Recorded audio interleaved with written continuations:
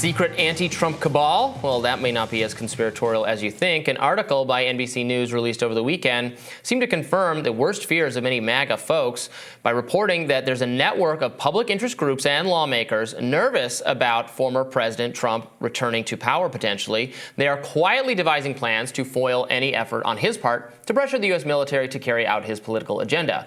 The article identifies networks like the Institution for Constitutional Advocacy and Protection at Georgetown Law, Democracy Forward, and Protect Democracy as preparing for a potential Trump presidency. They point to statements made by the former president, including that he would only be dictator for a day as evidence he's planning a military coup. Here's Trump saying that as a reminder.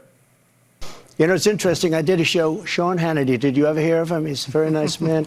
And he said essentially, you're not going to be a dictator, are you? Tell me. I think he was trying to give me a nicer question that maybe you guys would.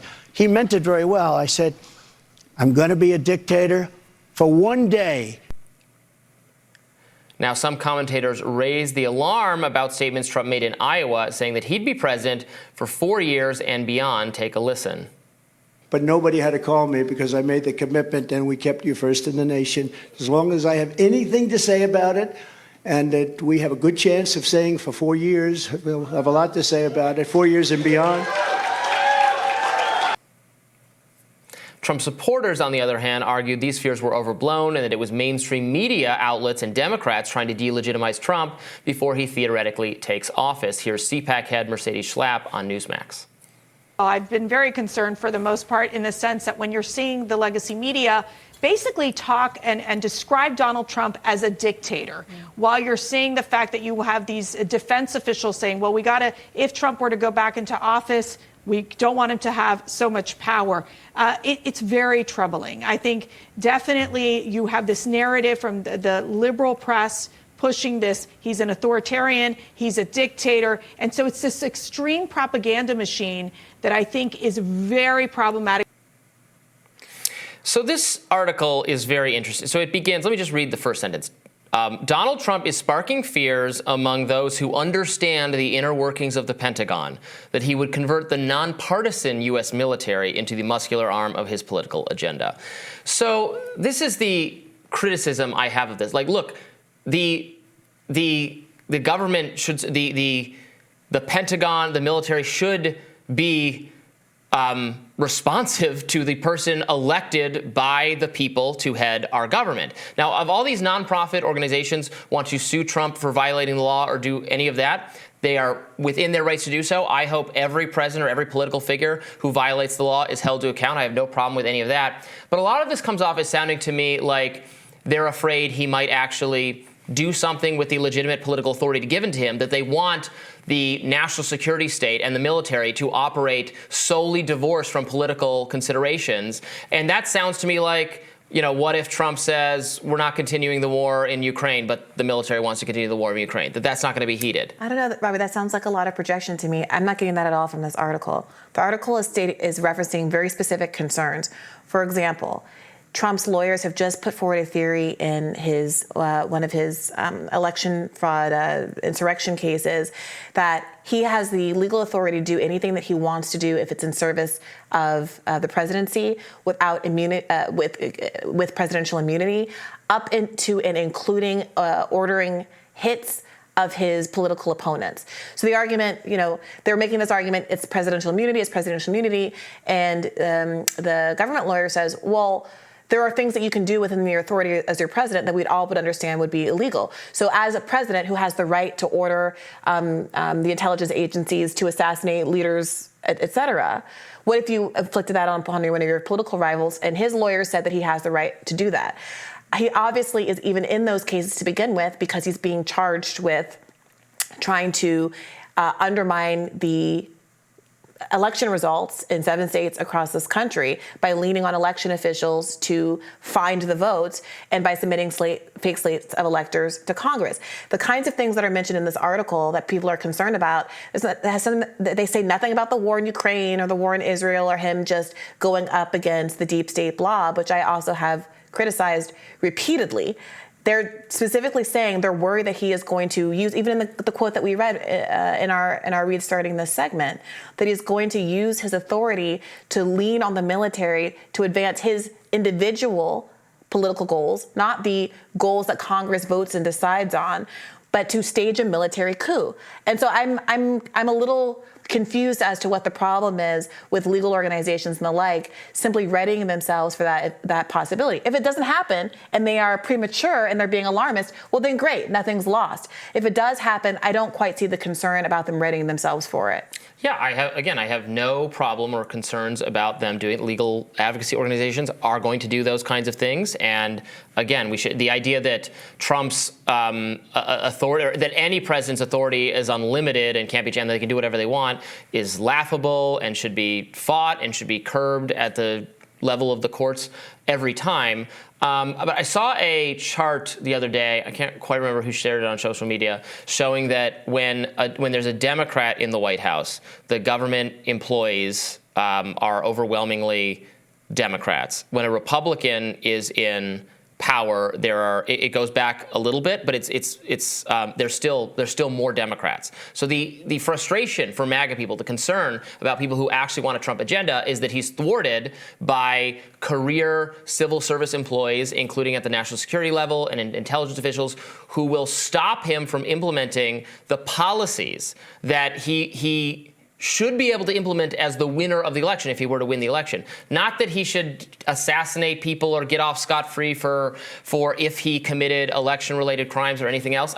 He's not going to get off scot-free for those things, and he shouldn't. It's about whether a Republican president can actually implement an agenda that they were brought to government to implement, regardless of whether I like it or not. But that it should be chosen democratically rather than have this cabal of people who are permanently, the deep state, that's what we're calling it, the deep state. I'm confused again because this article and what's being described as a cabal are a bunch of independent non-government organizations, Georgetown Law or whatever, government school of government or whatever, coming up with policy papers and the like to guard against certain possibilities, like Donald Trump trying to stay in office beyond another 4-year term, like him trying to ignore election results, like him trying to assassinate his political enemies. You can think those are far-fetched possibilities, and that's fine. But what we're talking about here is not the idea that government is not going to do their jobs and follow the decision-making of Congress and the president if Donald Trump wins another term. What's being discussed here is whether or not the executive director of Institution for Constitutional Advocacy and Protection at Georgetown Law has a right to want to guard the Constitution and advocate for the protection of the Constitution at Georgetown Law. I don't see what's so conspiratorial or inappropriate about that. Well, my alarm bells are going off when I read the Pentagon and the nonpartisan U.S. military. Trump, whoever the president is, they are the commander-in-chief of the U.S. military. It should be Congress's role to make foreign policy and then to instruct the president to carry that out. Unfortunately, Congress has largely outsourced that role to the executive branch itself in ways that I think are dubiously constitutional. But here we are. So no, I don't. It's fine if the constitutional organizations want to. They will, they're doing that. He's being held accountable in 91 indictments, criminal proceedings. There's an effort to keep him off the ballot right now, to not even let you be able to vote on whether you'd want him to be president at a time where he's wildly in the lead to actually have the Republican nomination. These same legal groups are trying to prevent you from being able to vote for him. So I'm not worried about Trump being insufficiently. It's not these same legal groups. These are specific legal groups that are being cited in this article that are guarding against specific eventualities. There are other legal groups, and frankly, not legal. There are states that have decided not to bar Donald Trump from the ballot because they've decided that he's ineligible. The conflating all of these parties like this, I don't think is accurate or fair, because it makes you think because I disagree with one thing, I have to disagree with another. I think it's perfectly reasonable to say that it's premature at the very least for states to be barring Donald Trump from the ballot when there hasn't been a trial court decision as to whether or not he actually committed an insurrection in 2020. It's a very different thing to use that to impugn, government scholars, legal scholars, whatever, at various academic institutions who are looking at the history and looking at some of the statements that Donald Trump has made. Donald Trump has to owe that it's not a conspiracy because people are reacting negatively to him saying, I will be a dictator on day one repeatedly, from him saying, I plan to be president for 4 years and more. He could very easily clear those things up and conduct himself in a way that wouldn't invite these kinds of charges. But given that he has said those things, I fail to see what the harm is, and people who have expertise in preventing a military coup and preventing the kind of undemocratic and illegal acts that would usurp democratic rule in this country from preventing that from happening. I fail to understand what the problem is, unless you're trying to make a preemptive argument that Donald Trump is allowed to lean on the military to do a coup. No, he's not allowed to lean on the military to do a coup. He's allowed to implement policy and have the military actually listen to it. The military should be more responsible. But that's not what this article is about. This article, they specifically say, now bracing for Trump's potential return, a loose-knit network of public interest groups and lawmakers is quietly devising plans to try to foil any efforts to expand presidential power, which could include pressuring the military to cater to his political needs. They go on to say some lawmakers and pro-democracy advocates worry there may be nothing stopping a president from mobilizing the military to intervene in elections, police American streets, or quash domestic protests. Certainly, I don't think that you are supportive of a president or anybody using the military to quash free speech rights and domestic protests or to intervene in democratic elections. So if we're all on the same page that we don't want people to do that, there's an argument that says, well, it's alarmist to believe that Trump would do that, and people can debate whether or not you should take some of these statements that he's made seriously.